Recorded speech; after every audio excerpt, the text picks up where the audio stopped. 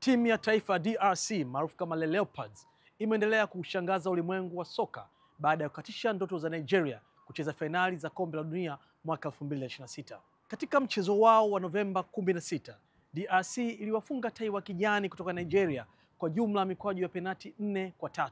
Matokeo hayo yanalifanya taifa hilo la Afrika Mashariki kuzidi kujisogezea nafasi ya kushiriki fainali hizo ambazo zinaandaliwa kwa pamoja na Canada, Mexico na Marekani, japo itawabidi kwanza wacheze hatua ya mtoano kwa ngazi ya mabara itakayofanyika mwezi Machi mwakani. Hata hivyo, haikuwa rahisi sana kuachiwa DRC kufikia hatua hii, kwani walikutana vigingi kadhaa ambapo ilibidi kwanza wawafunge Simba wasiofugika kutoka Cameroon Novemba 13 mwaka huu. Iwapo watatinga kwenye fainali hizo mwakani, basi itakuwa ni jambo kubwa sana kwa historia ya DRC.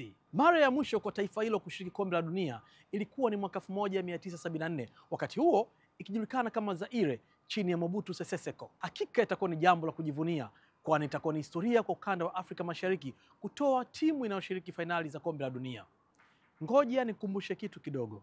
Rais Mobutu alikaribisha kikosi kizima cha timu ya taifa kwenye makazi yake, pamoja na ahadi ya wachezaji kununuliwa magari na majumba, japo ahadi hiyo ilizimwa na baadhi ya viongozi wa shirikisho la soka la Zaire.